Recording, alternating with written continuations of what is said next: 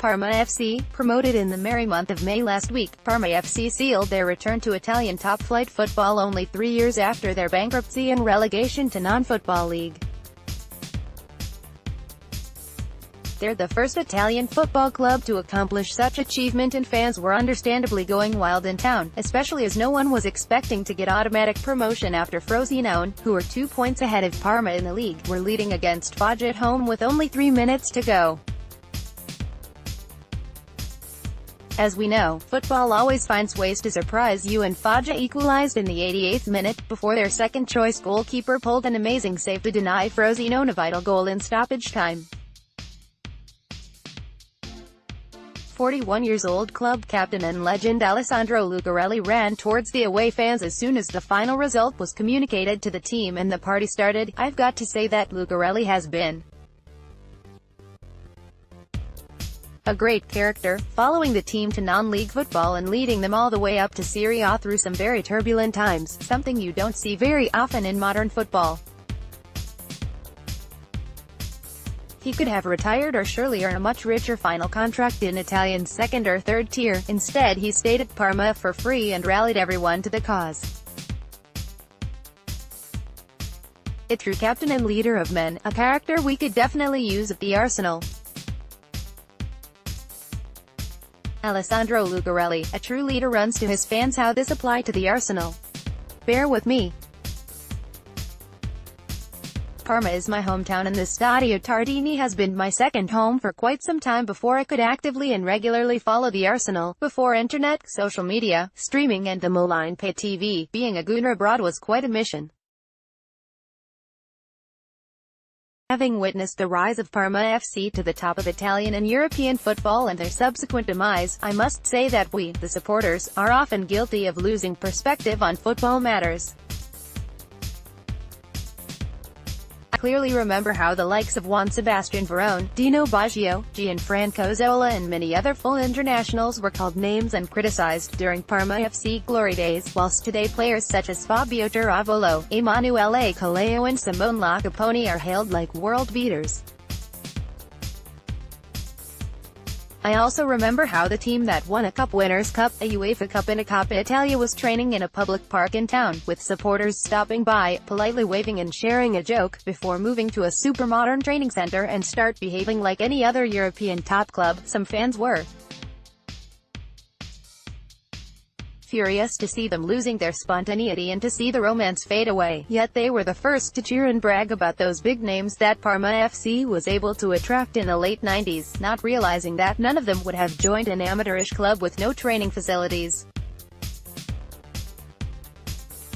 Heroes of '93 for over a decade, and before the financial scandal, Parma FC has been a beautiful anomaly in European football and managed to become the fourth most decorated Italian club in Europe behind Juventus, AC Milan and Inter. Yet supporters started to felt entitled glory and success. Nothing except the league title was enough for many of them, and Champions League was deemed a minimum requirement for the majority of the supporters to be satisfied. The early stage of Parma FC decline saw the majority of the team's big names leave, notably Adrian Mutu, Adriano and Alberto Gilardino, and suddenly the audience at the Stadio Tardini changed, becoming more vocal and supportive.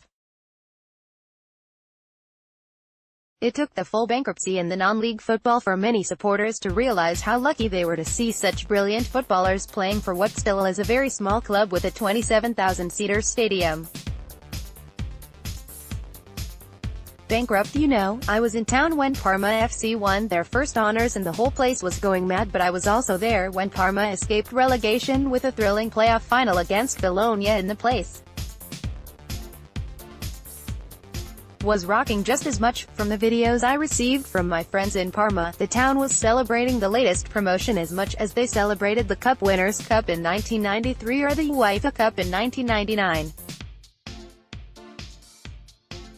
The Arsenal, we had our own journey to football hell as we failed to qualify for the Champions League for 2 consecutive seasons, and we're now entering a new era at the club. Nothing will be the same again, for the good and for the bad, yet we're already arguing that this or that manager is not good enough for us instead of rallying behind whoever will be chosen to guide the team and support any player carrying the famous cannon. We had the privilege, expensive privilege, I agree, to watch some of the finest footballers playing for the Arsenal every week. We have won a few trophies along the way and often got home entertained, although not always happy, but many seem not to realize that this is not a given and success doesn't come because of the past glory or international pedigree.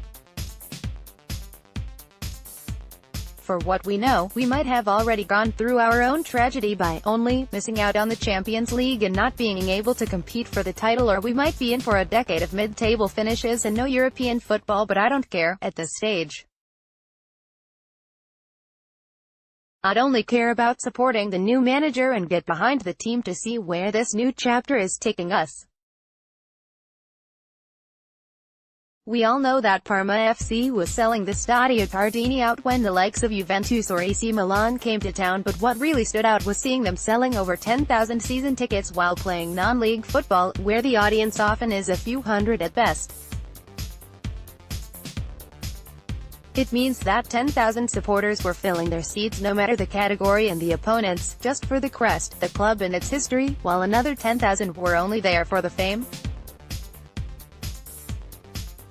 Choose your side, Gooners.